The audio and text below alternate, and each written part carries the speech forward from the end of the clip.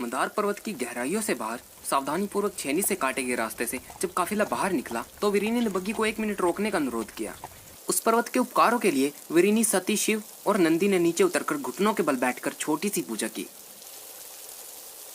अत्यधिक भयभीत कर देने वाली दाढ़ी मूंछों वाला पट्टी बांधे हुए 60 साल का व्यक्ति अरिष्टनेमी भवरव्य अत्यधिक चौकन्ना होकर उनकी देखभाल कर रहा था। कुछ क्षण के बाद भवरव्य विरीनी के पास गया और अपनी अधैर्यता प्रदर्शित करते हुए बोला, महारानी, संभवतः बग्गी में जाने का समय हो चला है। विरीनी ने सर उठाकर अधिपति को देखा और सहमति में सिर हिलाकर खड़ी हो गई। सती, शिव एवं नंदी ने उनका अनुसरण किया। यह तो वही है, विश्वधुमन ने दूरबीन को नीचे रखते हुए अपने स्वामी की ओर देखकर कहा। पलटन सुरक्षित दूरी पर काफिले से छुपी हुई थी। घनी एवं अभेद्य शाखाएं एवं पत्तियां एक प्रभावी कवच था। हाँ, उस फणदार व्यक्ति ने कहा और उसने शिव के सुगठित मांसल शरीर पर निगाह जमा दी। बिना दूरबीन के भी उसको यह संदेह नहीं था कि यह वही व्यक्ति था जिसने ब्रह्मा के मंदिर में कुछ सप्ताह पहले ही संघर्ष किया था। वह आदमी कौन है? मुझे इसकी कोई जानकारी नहीं है स्वामी।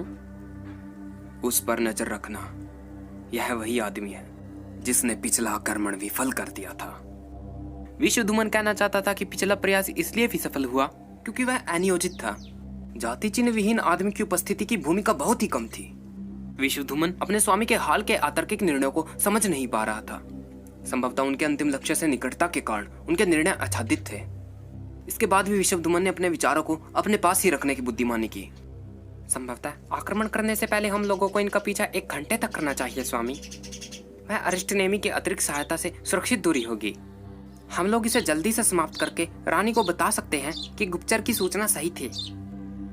नहीं, जब तक वे मंदार पर्वत से आधा दिन की दूरी तक नहीं पहुंच जाते तब तक हम लोग कुछ और घंटे प्रतीक्षा करेंगे। उनकी नई बग्गियों में कुछ ऐसी व्यवस्था है कि वे आपात स्थिति का संकेत तत्काल ही दे देते हैं। हमें यह सुनिश्चित करना है कि जब तक उनकी कोई मदद करने पहुंचे हम अपना कार्य पूर्ण कर लें। जी हाँ स्वामी, विश्वधुमन ने कहा। वह खुश हो रहा था कि उसके स्वामी की प्रसिद्ध सामरिक बुद्धि क्षीण नहीं हुई थी। और याद रखो, मैं चाहता हूं कि यह जल्दी समाप्त हो जाए। फणदार व्यक्ति ने आगे कहा, हम जितना अधिक समय लेंगे उतने ही अधिक लोग घायल होंगे। जी हाँ स्वामी। मध्याह्न भोजन के लिए जब काफिला रुका तो आधी दूरी तय की जा चुकी थी और तीसरे पहर का प्रारंभ हो चुका था। यहाँ पर जंगल को काफी दूरी तक काट दिया गया था, जिसके कारण अचानक आक्रमण का अवसर नहीं था। महारानी की नौकरानियों ने शीघ्रता से भोजन को बाहर निकाला और उस खुले एवं साफ किए हुए स्थल के मध्य में उन्हें गर्म करना प्रारंभ कर दिया।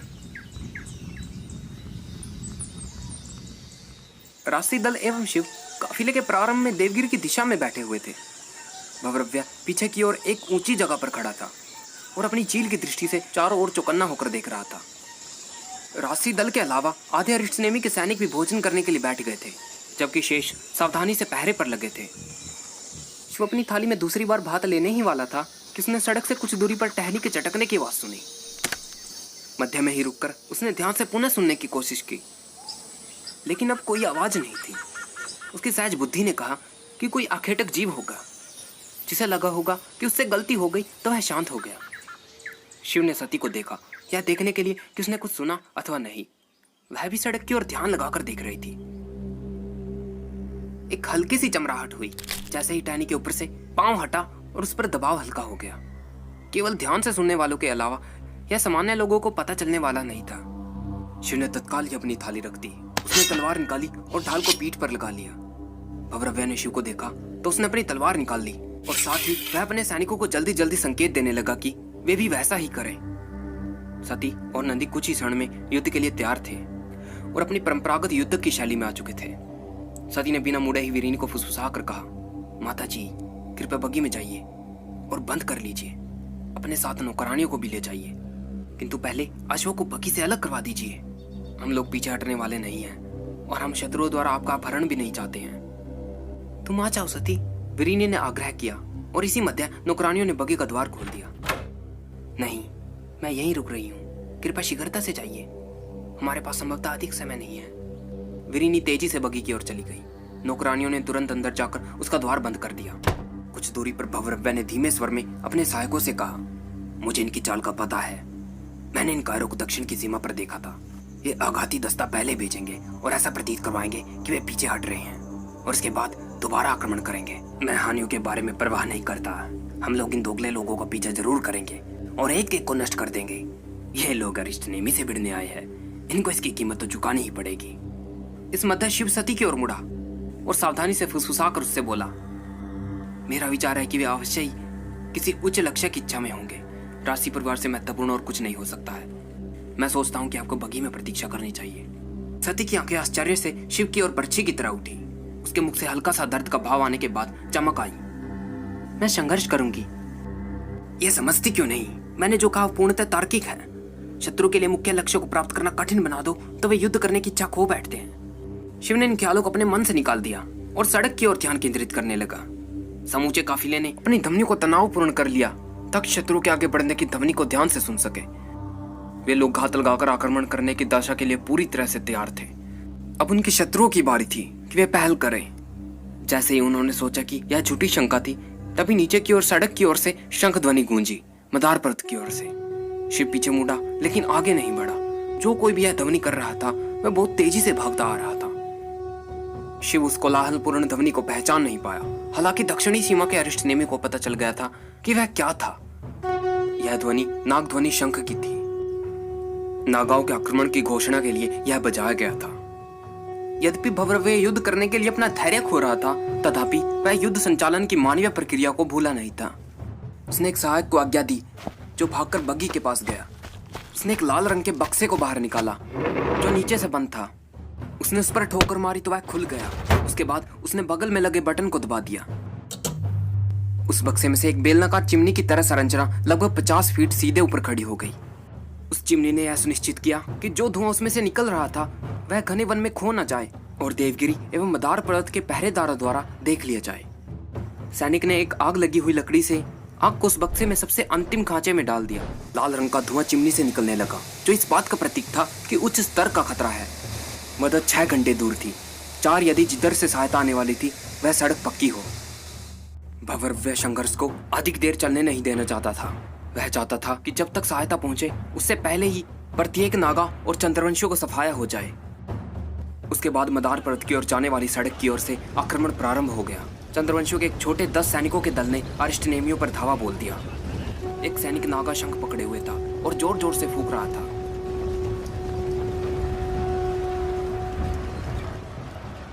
उनमें से एक व्यक्ति ने अपना पूरा सिर एवं माथा कपड़े से ढक रखा था, मात्र आंखों के लिए कटे हुए हिस्से को छोड़कर। वह नागा था। शिव एक जगह पर स्थिर रहा। वह देख पा रहा था कि संघर्ष काफिले के अंत में तीव्रता से चल रहा था। चंद्रवंशी केवल 10 थे।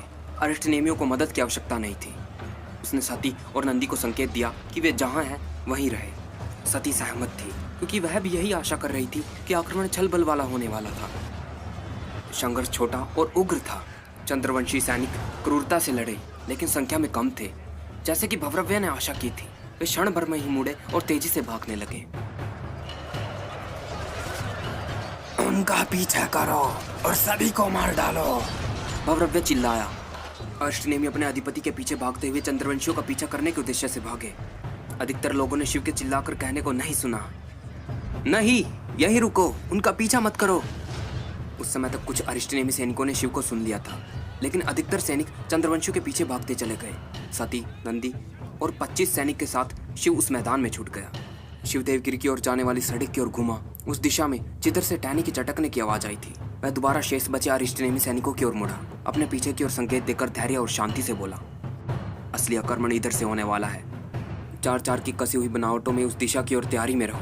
हमें उनको लगभग 5 से 10 मिनट तक रोके रखना है। बाकी के सैनिक तब तक वापस आ जाएंगे जब उन्हें मालूम पड़ेगा कि उधर कोई और चंद्रवंशी संघर्ष के लिए बाकी नहीं है। अरिष्टनेमियों ने शिव को देखा और सहमति में सिर हिलाया। वे युद्ध से कठोर बन चुके सैनिक थे। उन्हें मात्र एक स्पष्ट बुद्धि वाला और शांत सेनापति चाहिए था, जो जानता था कि उसे क्या करना चाहिए। इसके सिवा और कुछ नहीं। वे शीघ्र ही उस बनावट में आ गए जो शिव ने बताई थी और प्रतीक्षा करने लगे। उसके बाद असली आक्रमण प्रारंभ हुआ। 40 चंद्रवंशी सैनिक फनदार व्यक्ति के नेतृत्व में पेड़ों के पीछे से प्रकट हुए। वे धीरे धीरे सूर्यवंशी काफिले की ओर बढ़ रहे थे। संख्या में कम होने के कारण अरिष्टनेमी शत्रुओं के निकट आने की प्रतीक्षा में स्थिर थे। राजकुमारी को हमें दे दो और हम यहाँ से चले जाएंगे, उस फनदार व्यक्ति ने कहा। हम अनावश्यक खून बहाना नहीं चाहते। ये वही ब्रह्मा मंदिर वाला है। उसका पहनावा तो विचित्र है, लेकिन वह लड़ाई अच्छी लड़ता है। हम भी रक्तपात नहीं चाहते, शिव ने कहा। शांति से चले जाओ और हम वचन देते हैं कि तुम लोगों को प्राण दान मिलेगा। छह, अरे जंगली गवार, वो तुम हो जो मृत्यु के मुख पे पहुंच गए हो, उस फणदार व्यक्ति ने कहा। अपने स्वर के बजाय अपनी मुद्राओं में क्रोध दर्शा रहा था। उसकी आवाज भयानक रूप से शांत थी। शिव ने देखा कि भूरी पगड़ी पहने अधिकारी फणदार व्यक्ति को उतावलेपन से देख रहा था। पदस्थों में मतभेद। मैं तो केवल एक चेहरा देख रहा हूँ जो एक मूर्ख मुखौटा है, जो बहुत जल्दी ही तुम्हारे दयनीय गले में लटका मिलेगा। साथ ही अपने उस बिना दिमाग वाले सहायक से कहो कि वह अपनी सामरिक योजना को छोड़े नहीं। फणदार व्यक्ति फिर भी शांत रहा। उसने विश्वधुमन की ओर देखा तक नहीं। लालत है, यह आदमी तो कुछ अधिक ही सही निकला। यह अंतिम चेतावनी है जंगली आदमी, उस फणदार व्यक्ति ने पुनः दोहराया। उसे इसी वक्त हमारे हवाले कर दो। सती को अचानक ही ख्याल आया तो वह बग्घी की ओर मुड़ी और उसने चीख कर कहा, माता जी, नया आपातकालीन शंख सामने के लोहे के जाल के पास है, उसे अभी इसी समय बचाइए। मदद के लिए एक तीव्र आग्रह बग्घी से गूंज पड़ा। भवरव्य और उसके सैनिकों को मदद के लिए बुला लिया गया था। फणदार व्यक्ति ने मन ही मन में बुरा भला कहा, क्योंकि उसे एहसास हो चुका था कि उसके सुअवसर को समाप्त कर दिया गया था। उसके पास इस अभियान को पूरा करने के लिए बहुत ही कम समय बचा था। बाकी के सूर्यवंशी जल्दी ही वापिस आ जाएंगे। आक्रमण। अरिष्टनेमी अपनी अपनी जगह पर स्थिर बने रहो, शिव ने कहा। उनके लिए प्रतीक्षा करो। तुम लोगों को बस कुछ समय ही बिताना है। राजकुमारी को सुरक्षित रखो। हमारे मित्र बहुत ही जल्द हमारे साथ होंगे। जब चंद्रवंशी और करीब आ गए तो अचानक ही सती ने अपने घेरे को तोड़ते हुए उस फणदार व्यक्ति पर धावा बोल दिया। अरिष्टनेमियों के पास और कोई विकल्प नहीं था। उन्होंने चंद्रवंशियों पर क्रूर बाघों की तरह आक्रमण कर दिया। शिव ने तेजी से सती की दाहिनी ओर कदम बढ़ाया ताकि उस ओर से कोई हमला ना हो पाए, क्योंकि विश्वधुमन आगे बढ़ता हुआ खतरनाक ढंग से सती के निकट आ चुका था। विश्वधुमन ने अपनी तलवार लहराई ताकि शिव को अपने रास्ते में ना आने दे, लेकिन शिव इतनी तेजी से उसकी ओर गया कि विश्वधुमन स्वयं ही असंतुलित हो गया। शिव ने बड़ी आसानी से उसका वार बचाया और अपनी ढाल से उसे धकेलकर उसके साथियों के पास पहुंचा दिया। इस मध्य नंदी सती के बाईं ओर चला गया था ताकि जो चंद्रवंशी उधर से आक्रमण कर रहे थे उन्हें रोका जा सके। इस मध्य सती उस फणदार व्यक्ति पर तीव्रता से आघात करती जा रही थी। उस फणदार व्यक्ति को देखकर ऐसा प्रतीत हो रहा था कि उसकी मंशा केवल अपनी रक्षा करने की थी, ताकि प्रत्युत्तर देने की। वह उसे जीवित और बिना हानि पहुंचाए ले जाना चाहता था। शिव ने विश्वधुमन के कंधे के आर पर एक बर्बरतापूर्ण घाव लगाया, क्योंकि उसने अपना कंधा खुला छोड़ दिया था। मुंह बनाते हुए विश्वधुमन ने अपनी ढाल को उठाकर शिव के दूसरे वार को बचा लिया। उसी मुद्रा में विश्वधुमन ने अपने तलवार वाले हाथ से शिव के धड़ पर वार किया। शिव ने तुरंत ही अपनी ढाल नीचे कर अपने आप को बचाने का प्रयास किया, लेकिन वह उतनी तेजी से नहीं कर सका। विश्वधुमन ने शिव के सीने पर चीरा लगाते हुए घाव लगा दिया। पीछे हटते हुए और उछलकर दाहिनी ओर जाते हुए शिव ने अपनी तलवार को घोंपने वाले तरीके से नीचे किया तो विश्वधुमन ने फुर्ती से अपनी ढाल को नीचे कर उसका वार तो बचा लिया, लेकिन शिव की गैर परंपरागत शैली से वह अव्यवस्थित हो गया। वह लड़खड़ाकर पीछे हट गया। उसे महसूस हो गया कि शिव अत्यधिक कुशल तलवारबाज था। वह बहुत ही लंबी और कठिन जुगलबंदी होने वाली थी। नंदी ने एक चंद्रवंशी सैनिक को मौत की घाट उतार दिया था, क्योंकि इसने नियमों का उल्लंघन किया था, और कमर के नीचे वार कर नंदी की जांघ पर एक तीखा घाव लगा दिया था। रक्त की धार के तेजी से बहने के बावजूद भी नंदी एक दूसरे सैनिक से भयानक युद्ध कर रहा था, जिसने बाईं ओर से उस पर धावा बोल दिया था। चंद्रवंशी ने अपनी ढाल को नंदी की घायल जांघ पर जोर से दे मारा, जिससे नंदी लड़खड़ा कर गिर पड़ा। चंद्रवंशी ने सोचा कि अब तो उसका काम तमाम हो ही गया। वह अपनी तलवार को दोनों हाथों से उठाकर उसे नीचे करने ही वाला था कि अचानक ही एक और वक्र रूप से घूमते हुए गिर गया, जैसे कि किसी अत्यधिक बल ने उसे गिरा दिया। जैसे ही वह गिरा तो नंदी ने देखा कि एक चाकू उस चंद्रवंशी की पीठ में गहरा घोपा हुआ था। ऊपर देखने पर उसने देखा कि शिव का बायां हाथ उस चाकू को फेंकने के बाद एक बहुत ही मधुर ढंग से वक्राकार होकर नीचे आ रहा था। दाहिने हाथ से शिव ने विश्वधुमन के एक क्रूर काटने वाले आघात को बचाया। जैसे ही नंदी किसी तरह से अपने पैरों पर खड़ा हुआ तो शिव ने अपने पीछे की ढाल को पुनः आगे कर लिया। फणदार व्यक्ति को पता था कि वे बहुत अधिक समय ले रहे थे। बाकी बचे अरिष्टनेमी बहुत ही जल्दी वापस आने वाले थे। उसने सती के सिर के पीछे जाने का प्रयत्न किया ताकि उसे अचेत कर सके, किंतु वह बहुत ही सचेत और तीव्र गति वाली थी। वह बाईं ओर जाकर अपने शत्रु का सामना करने को तैयार थी। अपने वस्त्र में छुपे हुए चाकू को बाएं हाथ से निकालकर उस फणदार व्यक्ति के विशालकाय उदर को काटते हुए जला दिया। चाकू ने उस लबादे को तो काट दिया, लेकिन नीचे पहने हुए कवच के कारण उसका प्रभाव रुक गया। और उसके बाद एक गुंजायमान गर्जना के साथ भवरव्य और अन्य अरिष्टनेमी अपने साथियों के साथ मिलकर संघर्ष करने के लिए वापस आ चुके थे। फनदार व्यक्ति ने देखा कि अब वे संख्या में बहुत ही कम हो चुके थे, तो उनके पास कोई विकल्प ही नहीं बचा। उसने अपने सैनिकों को पीछे हटने का आदेश दे दिया। उन्हें जाने दो वीर भवरव्य, शिव ने कहा। हमें उन्हें पकड़ने का अवसर अवश्य मिलेगा। इस समय हमारा पहला कर्तव्य है कि हम राशि परिवार की सुरक्षा सुनिश्चित करें। जिस प्रकार उस विदेशी ने संघर्ष किया था, उसे देखकर भवरव्य ने शिव को प्रशंसा भरी दृष्टि से देखा, न कि उसके नीले गले के कारण, जिसके बारे में उसे पता भी नहीं था। उसने नम्रता से सहमति में सिर हिलाया। यह उचित जान पड़ता है विदेशी।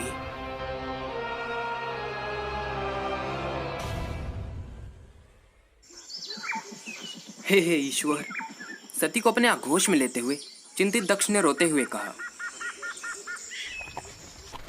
500 सैनिकों का राहत दल दूसरे पहर के चौथे घंटे में पहुंचा। पर्वतेश्वर की जोखिम की चेतावनी के बावजूद दक्ष, बृहस्पति और कनखला ने उस काफिले के साथ चलने का मन बना लिया था। सती को अपनी पकड़ से छोड़ते हुए दक्ष फुसफुसाया, जब उसकी आंखों से आंसू बह रहे थे। तुम घायल तो नहीं हो? मैं ठीक हूं पिताजी, सती ने संकोच से कहा। बस कुछ खरोंच वाले घाव हैं, कुछ भी गंभीर नहीं है। इसने बहुत ही बहादुरी से उनका सामना किया, वीरिनी ने गर्व से चमकते हुए मुख से कहा। मेरे विचार से यह एक माँ का पक्षपात है, सती ने कहा। उसका गंभीर स्वरूप पुनः वापिस आ चुका था। शिव की ओर मुड़ते हुए उसने कहना जारी रखा। वे तो शिव थे जिन्होंने हमारी रक्षा की है पिताजी। इन्होंने चंद्रवंशियों की योजना का अनुमान लगा लिया था और सभी चित्रे लोगों को निर्णायक समय पर इकट्ठा किया था। यह इन्हीं के कारण हुआ है कि हम उन्हें परास्त कर सके। हाँ, मुझे लगता है कि यह कुछ अधिक ही दयालु है, शिव ने कहा। यह अंततः प्रभावित हो ही गई। वह बिल्कुल कृपालु नहीं है प्रभु, प्रकट रूप से आभारी दक्ष ने कहा। आपने अपना चमत्कार अभी से प्रारंभ कर दिया। हमने असल में एक आतंकी आक्रमण का करारा उत्तर दिया है। आप नहीं जानते यह हमारे लिए कितना महत्वपूर्ण है। लेकिन यह आतंकी हमला नहीं था महाराज, शिव ने कहा। यह राजकुमारी के अपहरण का प्रयास था। अपहरण? दक्ष ने पूछा। वह फनदार व्यक्ति निश्चित रूप से राजकुमारी को जीवित एवं बिना हानि पहुंचाए अपहरण कर ले जाना चाहता था। कौन फनदार व्यक्ति? दक्ष ने चौकन्ना होकर चिल्लाकर कहा। वह नागा था महाराज, शिव ने दक्ष के वातोन्माद वाली प्रक्रिया पर आश्चर्य करते हुए कहा। मैंने उसे लड़ाई करते देखा है। वह बहुत ही अच्छा योद्धा है। वह अपनी चाल में थोड़ा धीमा अवश्य है, लेकिन बहुत ही अच्छा लड़ता है। लेकिन जब वह सती से लड़ाई कर रहा था तो वह प्रयास कर रहा था कि उसे नुकसान न पहुंचे। दक्ष के चेहरे का रंग पूरी तरह से उतर गया। वीरिनी ने एक अजीब सी चमक के साथ अपने पति की ओर देखा, जिसमें भय एवं गुस्से का विचित्र मिश्रण था। उनके चेहरे के भाव ने शिव को असुविधाजनक बना दिया, जैसे कि वह परिवार के निजी क्षणों में हस्तक्षेप कर रहा हो। पिताजी, क्या आप ठीक हैं? चिंतित सती ने पूछा। दक्ष की कोई प्रतिक्रिया न सुनकर शिव सती की ओर मुड़कर बोला। संभवतः उचित रहेगा कि आप अपने परिवार से अकेले में बात करें। यदि आपको बुरा न लगे तो मैं नंदी और अन्य सैनिकों को जाकर देखता हूँ कि उनकी स्थिति कैसी है। पर्वतेश्वर अपने सैनिकों के मध्य भ्रमण कर रहा था। वह घायलों का परीक्षण कर रहा था और यह सुनिश्चित कर रहा था कि उनकी देखभाल एवं उपचार ठीक तरीके से हो। भवरव्य उनके 2 कदम पीछे चल रहा था। वह उस चंद्रवंशी के पास गया जिसे शिव ने मारा था, जब वह नंदी की जीवन रक्षा कर रहा था। उसने भय से गुर्रा कर कहा, इस व्यक्ति की पीठ पर छुरा घोंपा गया है। जी हाँ स्वामी, अपना सिर झुकाए भवरव्य ने कहा। किसने किया ये? किसने हमारे युद्ध के पवित्र नियमों का उल्लंघन किया? मेरे विचार से उस विदेशी ने स्वामी। लेकिन मैंने सुना है कि वह अधिपति नंदी को बचाने का प्रयास कर रहा था, जिस पर एक चंद्रवंशी ने धावा बोल दिया था। और वह चंद्रवंशी स्वयं युद्ध के नियमों का पालन नहीं कर रहा था और उसने नंदी की कमर के नीचे वार किया था। पर्वतेश्वर ने मुरझाए चेहरे के साथ भवरव्य को देखा, जो डर के मारे गिड़गिड़ाने के भाव प्रदर्शित करने लगा। नियम मात्र नियम होते हैं, उसने गुर्रा कर कहा। यदि आपका शत्रु उनका पालन नहीं करे तब भी उसका अनुपालन किया जाता है। जी हाँ स्वामी। जाओ, जाकर मृत व्यक्तियों के अंतिम संस्कार की विधिवत तैयारी करो, चंद्रवंशियों की भी। स्वामी? आश्चर्यचकित भवरव्य ने पूछा। लेकिन वे तो आतंकी हैं। वे चाहे कोई भी हो, पर्वतेश्वर गुर्राया। लेकिन हम सूर्यवंशी हैं। हम लोग प्रभु श्री राम के अनुयायी हैं। शत्रुओं के लिए भी एक उचित आचरण होता है जिसका हम अनुपालन करते हैं। चंद्रवंशी भी उचित अंतिम संस्कार के अधिकारी हैं। क्या यह स्पष्ट है? जी स्वामी। तुम उस विदेशी को प्रभु के नाम से क्यों संबोधित करते हो? नंदी के बगल में लेटे एक घायल अरिष्टनेमी सैनिक ने पूछा। नंदी और अन्य घायलों के साथ लगभग आधा घंटा बिताकर शिव अभी अभी गया था। यदि कोई इन घायलों को अब देखता तो यह विश्वास करना कठिन था कि उन्होंने कुछ घंटे पहले एक युद्ध लड़ा था। वे आनंद में एक दूसरे से बात कर रहे थे। कुछ लोग अपने मित्रों की इस बात पर खिंचाई कर रहे थे कि जब संघर्ष प्रारंभ हुआ था तो वे कैसे प्रलोभक वस्तु के लिए भागे थे। क्षत्रियों की भाषा में कहें तो मृत्यु के मुख पर हंसी ठिठोली करना ही उनके अदम्य साहस और वीरता का प्रतीक था। क्योंकि वे मेरे प्रभु हैं, नंदी ने सरल उत्तर दिया। लेकिन वो तो विदेशी है, एक जाति चिन्ह विहीन विदेशी, अरिष्टनेमी ने कहा। इसमें कोई संदेह नहीं है कि वह बहुत ही बहादुर योद्धा है, लेकिन मेलुहा में तो कई बहादुर योद्धा हैं। उसके बारे में विशेष क्या है? और वह राजसी परिवार के मध्य इतना समय क्यों व्यतीत करता है? मैं इसका उत्तर नहीं दे सकता मित्र, तुम्हें पता चल जाएगा जब वह समय आएगा। अरिष्टनेमी ने नंदी को प्रश्न सूचक दृष्टि से देखा। उसके बाद उसने सिर हिलाया और मुस्कुराने लगा। वह एक सैनिक था। वह केवल यहाँ और इस समय की चिंता करता था। व्यापक प्रश्न उसके मन में अधिक समय तक घर नहीं बसाते थे। चाहे जो भी हो, मेरे विचार से यह सही समय है कि मैं बता दूं कि तुम एक बहुत ही बहादुर व्यक्ति हो। मित्र, मैंने तुम्हें घायल अवस्था में लड़ते देखा था। तुम आत्मसमर्पण शब्द का अर्थ ही नहीं जानते। मैं तुम्हें अपना भ्राता बनाने में गर्व महसूस करूंगा। अरिष्टनेमी द्वारा कहा गया कथन बहुत बड़ा था। भ्राता व्यवस्था जो मेलुहा की सेना में अनुसरण किया जाता था, उसका अर्थ था कि सैनिक से लेकर अधिपति तक प्रत्येक सैनिक को एक मित्र नियत किया जाता था। दो भ्राता भाइयों की तरह होंगे जो हमेशा एक साथ युद्ध करेंगे और एक दूसरे की रक्षा करेंगे। वे एक दूसरे के लिए स्वेच्छा से जगत से लड़ाई करेंगे। वे कभी समान स्त्री से प्रेम नहीं करेंगे और हमेशा एक दूसरे से सच ही बोलेंगे, चाहे वह सच कितना ही कड़वा क्यों ना हो। साम्राज्य में अरिष्टनेमी सबसे अधिक आदर पाने वाले विशेष सैनिक थे। अरिष्टनेमी किसी को भी भ्राता तभी बनाने को तैयार होते थे जब वो उनकी श्रेणी का योद्धा हो। नंदी को पता था कि वह अरिष्टनेमी को भ्राता नहीं बना सकता था। उसे उसके प्रभु के साथ रहना था, लेकिन एक अरिष्टनेमी द्वारा भ्राता बनाने की इच्छा जाहिर करना उसके लिए सम्मान की बात थी, और यह उसके आंसुओं को बाहर प्रवाहित करने के लिए काफी था। मेरे ऊपर भावुक होने की आवश्यकता नहीं है, किलकारी मारते हंसते हुए और अपनी नाक को सिकोड़कर अरिष्टनेमी ने कहा। अरिष्टनेमी के कंधे पर थपकी लगाते हुए नंदी ठहका मारकर हंस पड़ा। तुम्हारा नाम क्या है मित्र? नंदी ने पूछा। कोस्ताव, अरिष्टनेमी ने उत्तर दिया। किसी दिन हम दोनों एक साथ मिलकर चंद्रवंशियों की सेना से युद्ध करेंगे मित्र, और प्रभु श्री राम की कृपा से इन सभी दोगले लोगों का नाश कर देंगे। अग्निदेव की सौगंध, हम अवश्य करेंगे। यह बहुत ही दिलचस्प बात है कि आपने नागाओं का मन कैसे पढ़ लिया, बृहस्पति ने शिव से कहा। उस समय वह शिव के धड़ पर लगे गहरे घाव को साफ होते और मरम्मपट्टी होते देख रहा था। शिव ने बल देकर कहा था कि उसके घाव का उपचार तभी किया जाए जब अन्य सभी सैनिकों के घावों के उपचार पूर्ण कर लिए जाए। वैसे तो मैं इसकी व्याख्या नहीं कर सकता, शिव ने कहा। नागा लोग कैसे सोच रहे होंगे, वह मुझे बहुत ही प्रकट लग रहा था। वैसे मैं इसकी व्याख्या कर सकता हूँ। क्या सचमुच में? क्या? इसकी व्याख्या है कि आप सर्वशक्तिमान नए शब्द हैं जिसका उच्चारण नहीं किया जा सकता। बृहस्पति ने अपनी आंखें बड़ी बड़ी गोल करते हुए और जादू करने की मुद्रा में एक प्राचीन जादूगर की तरह हाथ उठाकर कहा। वे दोनों जोरदार ठहाका लगाकर हंस पड़े, जिससे शिव का शरीर थोड़ा पीछे की ओर झुक गया। सेना के वैद्य ने शिव को कड़ी नजर से देखा तो उस पर वह थोड़ा शांत हो गया और उसे घाव की देखभाल करने दी। आयुर्वेदिक मलहम लगाने के बाद और उसे औषधियां नीम के पत्तों से ढकने के बाद वैद्य ने सूती कपड़े से उसकी पट्टी कर दी। इसे प्रत्येक दूसरे दिन बदलना पड़ेगा विदेशी, वैद्य ने पट्टी की ओर संकेत करते हुए कहा। देवगिरी मेरा शाही वैद्य आपके लिए कर देंगे और एक सप्ताह के लिए इसको जल से भीगने न दे। साथ ही इस अवधि के दौरान सोमरस का पान न करें, क्योंकि आप पूरी तरह से स्नान नहीं कर पाएंगे। इनको सोमरस की कोई आवश्यकता नहीं है, बृहस्पति ने मस्करी करते हुए कहा। इसने इन पर जितना नुकसान पहुंचाना था अब तक पहुंचा दिया है। शिव और बृहस्पति बिना रुके फिर से ठहाका लगाने लगे तो वैद्य गुस्से में अपना सिर हिलाते हुए वहां से चलता बना। किंतु गंभीरता से यह पूछना है कि, बृहस्पति ने शांत होते हुए कहा, वे आप पर आक्रमण क्यों करेंगे? आपने किसी को कोई हानि नहीं पहुंचाई है। मैं नहीं समझता कि यह आक्रमण मुझ पर था। मेरा मानना है कि यह सती के लिए किया गया था। सती? सती क्यों? यह तो और भी विस्मयकारी है।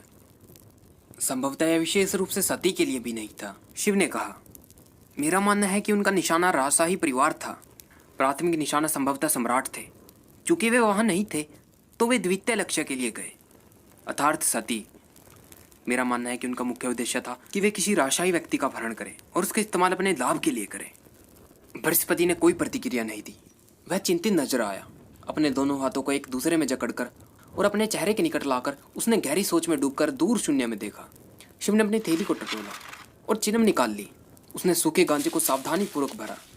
बृहस्पति ने मुड़कर अपने मित्र को देखा और वह जो कर रहा था उससे वह अप्रसन्न दिखा।